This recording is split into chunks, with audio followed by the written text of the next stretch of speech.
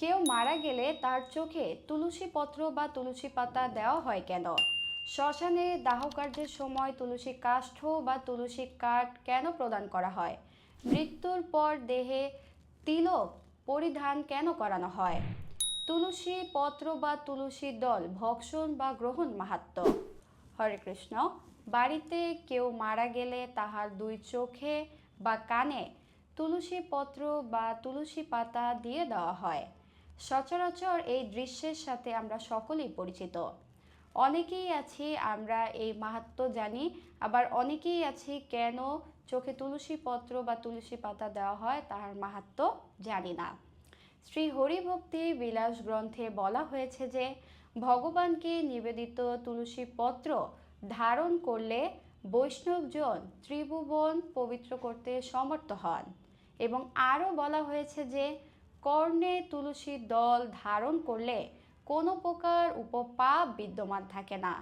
অর্থাৎ আমরা আমাদের অগোচরে যে সকল পাপ কর্ম করেছি তা থেকে আমরা মুক্তি লাভ করতে পারবো, এবং সেই সাথে তুলসী দল বা তুলসী পত্র ধারণ করলে সকল প্রকার পাপ থেকে মুক্ত হয়ে ভগবানের ধাম অর্থাৎ বিষ্ণু লোক প্রাপ্ত হওয়া যায়।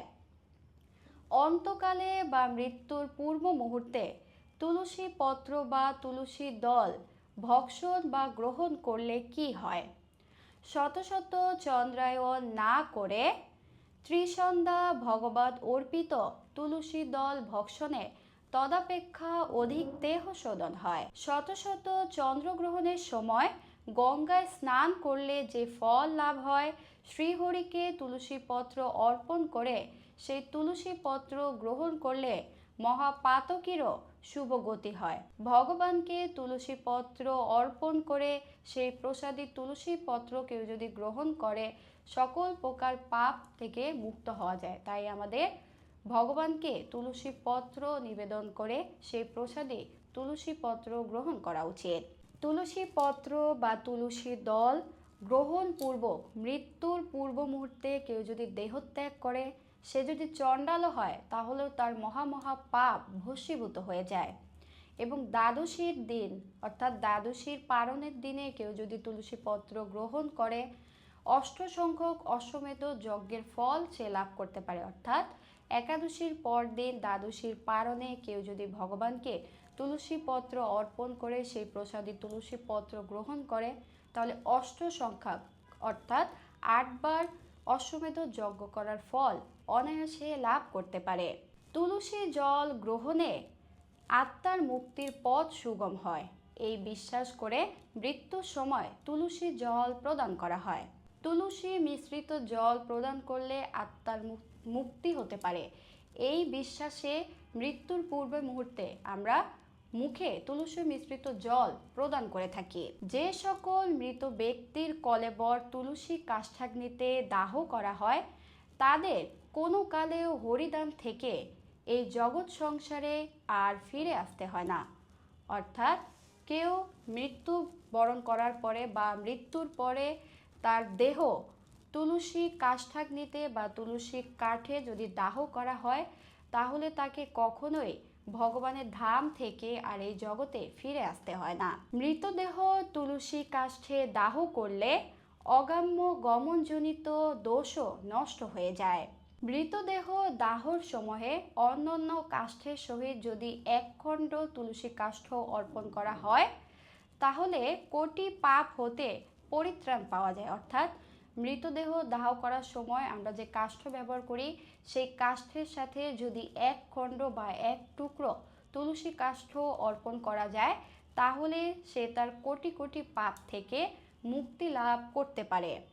একাদিক্রমে সহস্র কোটি জন্ম যাবৎ শ্রীহরির প্রীতিবিধান করার মাধ্যমে ভাগ্যে তুলসী কাষ্ঠাগ্নিতে দেহ দাহন ঘটে থাকে। অর্থাৎ বিরতিহীনভাবে নির্বিচ্ছিন্নভাবে কোটি জন্ম যদি কেউ ভগবান শ্রীহরির প্রীতিবিধান করতে পারে বা শ্রীহরির সেবা অর্চনা করতে পারে তাহলে ভাগ্যে তুলসী কাষ্ঠাগ্নিতে দেহ দাহ ঘটে থাকে। এতক্ষণ আপনারা জানলেন মৃত্যুর পর চোখে ও কানে তুলসী পাতা কেন দেওয়া হয় এবং দাহ কার্যে তুলসী পত্র ব্যবহারের তাৎপর্য কী। আশা করি তুলসী মহারানীর মাহাত্ম্য সম্পর্কে একটি স্পষ্ট ধারণা পেয়েছেন। শাস্ত্রে তুলসী মহারানীকে ভগবানের শ্রীহরির পরম প্রিয়া বলা হয়েছে। তুলসী মহারানীর দর্শনে আমাদের পাপ ক্ষয় হয়, স্পর্শে দেহ পবিত্র হয় এবং তার মূল স্থানে ভক্তি ভরে জল অর্পণ করলে যমভয় ও নরক ভয় দূর হয় বলে বৈষ্ণবীয় ধর্মীয় বিশ্বাসে বর্ণিত হয়েছে। তাই আমাদের উচিত প্রতিদিন তুলসী মহারানীর দর্শন করা, তার মূল স্থানে জল সিঞ্চন করা এবং সকাল সন্ধ্যায় ভক্তি ভরে পরিক্রমা করা। এবার আসি আরেকটি গুরুত্বপূর্ণ বিষয়ে, জীবিত অবস্থায় কণ্ঠে তুলসী মালা ধারণ করা। অনেকেই বলেন এখন তুলসী মালা পরার বয়স হয়নি, বৃদ্ধ বয়সে পরব, কিন্তু আমরা কেউই জানি না আমাদের মৃত্যুর সময় কখন আসবে। তাই বার্ধক্যের অপেক্ষা না করে ভক্তি ভরে জীবিত অবস্থাতে তুলসী মালা ধারণ করা শ্রেয়। এজন্য জীবিত অবস্থাতে আপনারা কণ্ঠে তুলসী মালা ধারণ করবেন। তুলসীর মালা কিভাবে ধারণ করতে হয় এবং তুলসী মালা ধারণের শাস্ত্রীয় মাহাত্ম্য সম্পর্কে আমরা পূর্বে একটি ভিডিওতে বিস্তারিত প্রকাশ করেছি। আগ্রহী হলে সেটিও দেখে নিতে পারেন। পরিশেষে প্রিয় ভক্তবৃন্দ, মৃত্যুর পর আপনার দেহে কেউ তুলসী পাতা দেবে কিনা সেই চিন্তা না করে এখন থেকেই অর্থাৎ জীবিত অবস্থাতেই তুলসী মহারানীর সেবা করুন, কণ্ঠে তুলসী মালা ধারণ করুন, মহাপ্রসাদের সঙ্গে ভক্তিভাবে তুলসী পত্র গ্রহণ করুন এবং সর্বদা শ্রী হরির ভক্তিতে নিজেকে নিয়োজিত রাখুন। শাস্ত্রে বর্ণিত রয়েছে যে তুলসী হার না পড়ে যে ছাড়, জমালয়ে তার বাস। যে ব্যক্তি জীবিত অবস্থায় কণ্ঠে তুলসীর মালা ধারণ করেন না, তিনি মহান এক আধ্যাত্মিক সৌভাগ্য থেকে বঞ্চিত হন। তুলসীর মালা ধারণ করাকে ভগবানের প্রতি আত্মসমর্পণ ও ভক্তির একটি গুরুত্বপূর্ণ চিহ্ন হিসেবে বিবেচনা করা হয়। তুলসীর মালা না পড়লে নরক গমন নিশ্চিত। তাই আমাদের উচিত জীবনের শুরু থেকেই ভক্তি ভরে কণ্ঠে তুলসী মালা ধারণ করা। এবার জেনে নেওয়া যাক মৃত্যুর পর দাহ কার্যের পূর্বে কেন দেহে তিলক পরিধান করানো হয়। সনাতন শাস্ত্রে তিলক ধারণের মাহাত্ম্য অত্যন্ত গৌরবের সঙ্গে বর্ণিত আছে। তিলক ধারণ না করে যে জন, বৃথা জনম তার। তিলক ধারণের মাধ্যমে ভক্তের দেহকে ভগবানের মন্দির রূপে পবিত্র বলে স্মরণ করা হয়। তাই দাহ কার্যের পূর্বে মৃতদেহের শরীরে তিলক পরিধান করানো হয়, যেন ভক্তের দেহ ভগবানের স্মরণে ও পবিত্রতার প্রতীক হয়ে দাহ কার্যের অগ্নিতে অর্পিত হয়।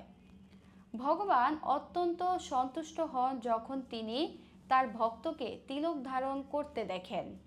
তিলকের দুটি ঊর্ধ্বমুখী রেখা ভগবান শ্রী হরির চরণ যুগলকে নির্দেশ করে এবং নিচের পাতার মতো অংশটি তুলসীর পত্রের প্রতীক। অর্থাৎ তিলকের মধ্যেও তুলসী মহারানীর মাহাত্ম্য বিশেষভাবে স্মরণ করা হয়। এই কারণে মৃত্যুর পর দাহ কার্যের পূর্বে দেহে তিলক পরিধান করানো হয়। তবে কেবল মৃত্যুর সময় নয়, জীবিত অবস্থাতেও আমাদের প্রতিদিন স্নান শেষে ভক্তি ভরে তিলক পরিধান করা উচিত এবং ভগবানের স্মরণে থাকার একটি সুন্দর উপায় হচ্ছে আমাদের দেহে তিলক পরিধান করা। সুপ্রিয় ভক্তবৃন্দ, আশা করি আজকের আলোচনা আপনাদের ভালো লেগেছে। ভিডিওটি যদি আপনাদের ভালো লাগে তাহলে আপনারা চ্যানেলটি সাবস্ক্রাইব করতে পারেন। সকলেই ভালো থাকুন, সুস্থ থাকুন। হরে কৃষ্ণ।